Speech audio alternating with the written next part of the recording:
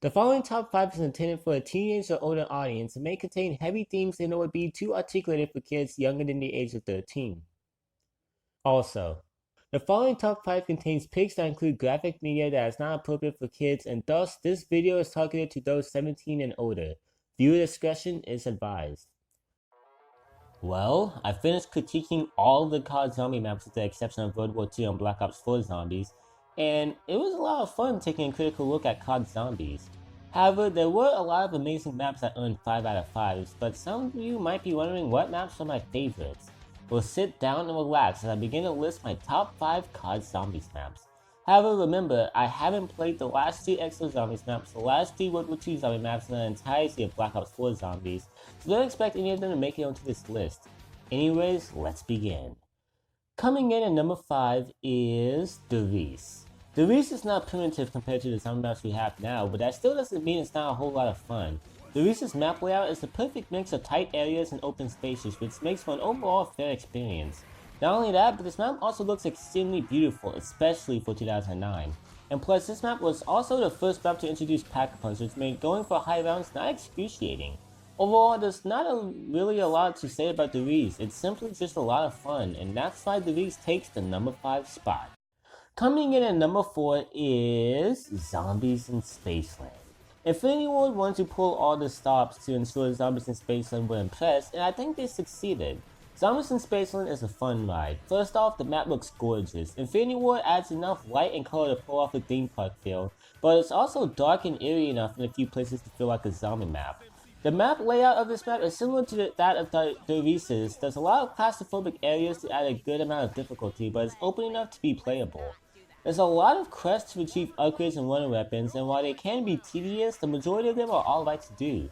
Speaking of wonder weapons, they are somewhat of a nice reward. They obliterate up to round 30, but then they start decreasing in quality as the rounds go on.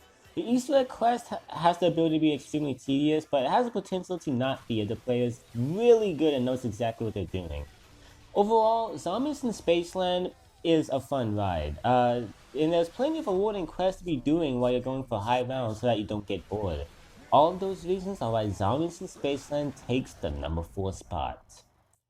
Coming in at number 3 is Der Eisendrache. If it wasn't for this one map, Black Ops 3 Zombies might have been my new least favorite zombie season, even with the amazing storytelling holding it up. But thankfully we had one amazing map in a mix of okay maps and downright awful ones.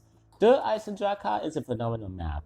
The map looks beautiful with surprisingly a lot of color for an abandoned medieval 935 castle. The actual map layout is the same as the previous 2 maps we discussed. Perfect. There's a lot of open spaces for training, but plenty of spots you don't want to be at during high rounds. There's a lot of quests you can do to pass the time. There's 4 individual bows that are amazing and extremely rewarding to get, a shield, and of course the lovely pack-a-punch. And the Terminators known as Panzers have thankfully been nerfed and now they're tolerable in early rounds. Well, at least way more tolerable than in the nightmare known as Origins. Overall, Der Eisendrache is a flawless experience and is a lot of fun to play. That's why Der Eisendrache takes the number 3 spot. Coming in at number 2 is Moon, the finale to Black Ops 1 Zombies. Moon received mixed reception, some loathed it and some love it. I'm obviously the latter. Black Ops 1 Zombies was a phenomenal experience and easily my favorite zombie season, but Moon is the map I always keep coming back to and has my highest round count I've had on any zombies map, which is only 46, but anyways it's still good enough. Anyways, Moon has a lot of things going for it. The map is empty of color, but where that would be considered a bad thing in any other zombies map is actually in Moon's favor since it helps set the empty, dark atmosphere of space. The map has a zero gravity system that's enough to be fun, but not ridiculous to the point where a Nova 6 caller would be flying across the map in a single jump. The wonder weapons are also a lot of fun once you obtain them from the mystery box. Also, the map layout is a little too claustrophobic, but anyone in their right mind should know better than to walk into an interior area during high rounds. Also, the Easter egg is easily the best quest in any zombies map, and overall, Moon's primitive and addictive feel is what has me keep coming back. And guess what? That allows Moon to come in number 2. I think this list deserves an honorable mention section since there's so many good zombies maps. This honorable mention is literally every Black Ops 1 zombies map with the exception of 5. Kino the Toten, Ascension, Call of the Dead, and even Shangri-La are all fun maps that have their own playstyle mix with a primitive setup that makes some addicting gameplay. The second honorable mention is Rave in the Redwoods and Shower Shuffle. These two maps are just like Spaceland. They both have great map layouts, fun quests, and cool Easter eggs. While I also like Attack of the Radioactive Thing and unpopularly Beast from Beyond, they're not good enough to be in the honorable mention section. The third honorable mention is the first three Red at War zombie maps. While they're not as enjoyable as modern zombie maps, they all still hold up and manage to still be a lot of fun to play, and I think they earned a mention in this list since each of them played a part in setting the foundation for future zombie maps to come. Now it's time for dishonorable mentions. The first dishonorable mention is 5. I heard people defend this map and say the unbalanced claustrophobic areas in this map makes it fun, and I agree. This map can be fun, especially with friends, but structurally, this map is just not good. The tight layout, like I said, is unbalanced and unplayable with more than one player. The teleporters are unreliable. This map has no real significance to the story than a small connection to Ascension. The one weapon is god-awful, and the Pentagon Thief can burn in hell. While this map can be mindless fun with friends, it's still not a good map. The second dishonorable mention is every zombies map in Black Ops 2 with the exception of Dawn of the Dead. Yeah, baby, that includes Origins. Transit is like 5. It can be a lot of fun with friends, but structurally is a mess. Nuketown Zombies is literally just Nuketown with zombies on it. I mean, nothing really to say about it. Dive isn't fun for anyone. It was my first and only 1 out of 5 in reviewing each map.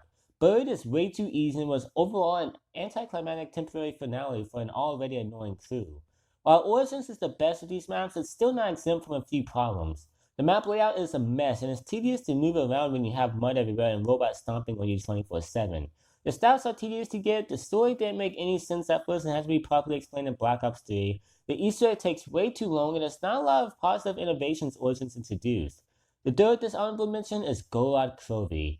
I actually despise this map. The layout is garbage and there's nothing new despite things up with the exception of the dragon that ironically ruins the map for me. Anyways, with all that said, coming in at number 1 is Mob of the Dead. This couldn't have been more obvious, but what can I say? Who doesn't love this map? This map has what I think is the best atmosphere in a zombies map. It gives you a clear feeling of hopelessness and dread. The story for Mob of the Dead is a simple but powerful one with strong emotion and stunning moments throughout the Easter egg quest. The multiple quests you have to do in this map will keep you occupied when going for high rounds and they're not tedious. Each of the characters are strong and add a unique perspective. The map layout is really tight, but there are a few spots to train. And overall, I love Dawn of the Dead. It's fun, has a great atmosphere, amazing story, strong characters, and a great layout. All those reasons are why Dawn of the Dead comes in number 1. Anyways, I hope you guys have enjoyed this video. If you haven't, please like and subscribe, and as always, I will see you guys next time. Peace, everyone.